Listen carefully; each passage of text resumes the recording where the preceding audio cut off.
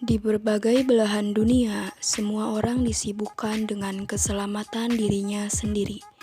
Begitu juga dengan pemerintah yang tak kalah gencar menyerukan tentang keselamatan rakyatnya. Berbagai cara telah ditempuhnya.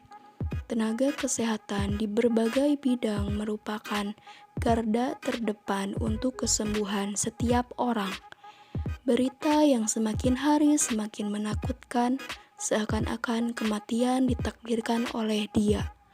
Dia sebuah virus kecil, jangankan untuk diraba, dilihat saja tak nampak kasat mata. Namun bikin semua orang panik. Adakah yang tahu nama dari virus itu? COVID-19 atau sering disebut juga virus corona. COVID-19 adalah kumpulan virus yang dapat menginfeksi saluran pernafasan. Virus corona adalah jenis baru dari coronavirus yang menular ke manusia. Virus ini bisa menyerang siapa saja, baik bayi, anak-anak, orang dewasa, lansia, ibu hamil, maupun ibu menyusui. Virus ini pertama kali ditemukan di kota Wuhan, Cina, pada akhir Desember 2019. Virus ini menular dengan cepat dan telah menyebar ke wilayah lain di Cina dan ke beberapa negara, termasuk ke Indonesia. Terdapat banyak kasus bahwa virus ini hanya menyebabkan infeksi pernafasan ringan seperti flu. Namun, virus ini juga bisa menyebabkan infeksi pernapasan berat seperti pneumonia, MERS, dan SARS.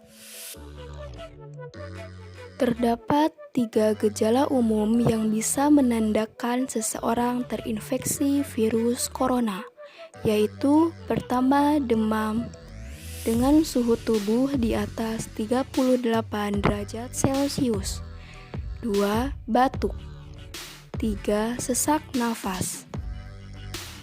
Menurut penelitian, gejala COVID-19 muncul dalam waktu 2 hari sampai 2 minggu setelah terpapar virus corona. Langkah dasar yang dapat dilakukan untuk pencegahan virus corona menurut World Health Organization. Pertama, cucilah tangan sesering mungkin. Mencuci tangan menggunakan sabun dan air mengalir atau antiseptik berbahan dasar alkohol jika tangan terlihat kotor. Mencuci tangan dengan sabun atau antiseptik dapat menghilangkan virus yang terdapat di tangan. 2. Terapkan teknik bernafas yang higienis. Ketika kamu hendak batuk atau bersin, tutuplah mulut dan hidung dengan bagian dalam siku lengan atau tisu. Kemudian, buanglah tisu segera ke dalam tempat sampah tertutup dan bersihkan tanganmu dengan antiseptik berbahan dasar alkohol atau cuci tangan dengan sabun dan air mengalir.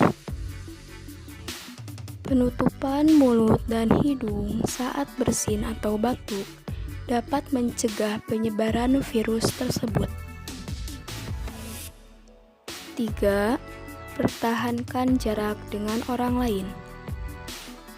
Pertahankan jarak dengan orang lain setidaknya 1 meter atau 3 kaki dengan orang lain, khususnya mereka yang sedang batuk, bersin, dan demam. Karena saat seseorang yang terinfeksi penyakit saluran pernafasan seperti virus corona, batuk-batuk, atau bersin-bersin, mereka memproduksi partikel kecil yang mengandung virus. Jika terlalu dekat dengan mereka, kemungkinan kamu bisa menghirup virus tersebut. 4. Hindari menyentuh mata, hidung, dan mulut, karena kemungkinan besar tangan kita menyentuh banyak permukaan yang bisa saja terkontaminasi virus, sehingga kita dapat memindahkan virus tersebut ke dalam tubuh kita. 5.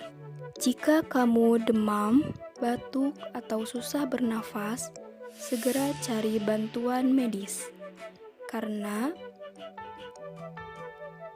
gejala tersebut bisa saja disebabkan oleh infeksi saluran pernafasan atau kondisi serius lainnya. 6. Jika memiliki gangguan pernafasan ringan dan tidak mempunyai riwayat perjalanan ke luar negeri, maka lakukanlah pernapasan dasar dan jaga kebersihan tangan dengan hati-hati, serta tinggallah di dalam rumah sampai kondisimu pulih. 7. Lakukan langkah-langkah umum menjaga kebersihan saat mengunjungi pasar hewan hidup, pasar basah, atau pasar produk makanan berbahan dasar hewan. Dan pastikan kamu melakukan cuci tangan menggunakan sabun dan air mengalir setelah menyentuh hewan-hewan dan produk hewani. Kemudian, hindari kontak dengan hewan-hewan yang sakit atau daging hewan yang sudah tidak segar. 8. Hindari mengonsumsi makanan berbahan dasar hewan yang mentah atau setengah matang. Peran bidan dalam memberdayakan masyarakat dalam penyakit virus corona. 1. Melakukan pemantauan terhadap masyarakat dengan kolaborasi pihak puskesmas. Biasanya, wilayah yang dilakukan pemantauan itu merupakan daerah yang berada dalam pengawasan puskesmas, namun bidan diikutsertakan atau dilibatkan dalam hal ini, karena agar lebih mempermudah dalam segala hal, baik berupa fasilitas, sarana, atau kebutuhan selama pemantauan berlangsung. 2. Memberikan pendidikan kesehatan mengenai cuci tangan, PHBS, dan kebutuhan nutrisi. 3. Membuat poster tentang kesehatan yang bertujuan agar masyarakat ikut berperan aktif dan bisa menambahkan kreasi seni dalam poster yang sesuai dengan mereka inginkan.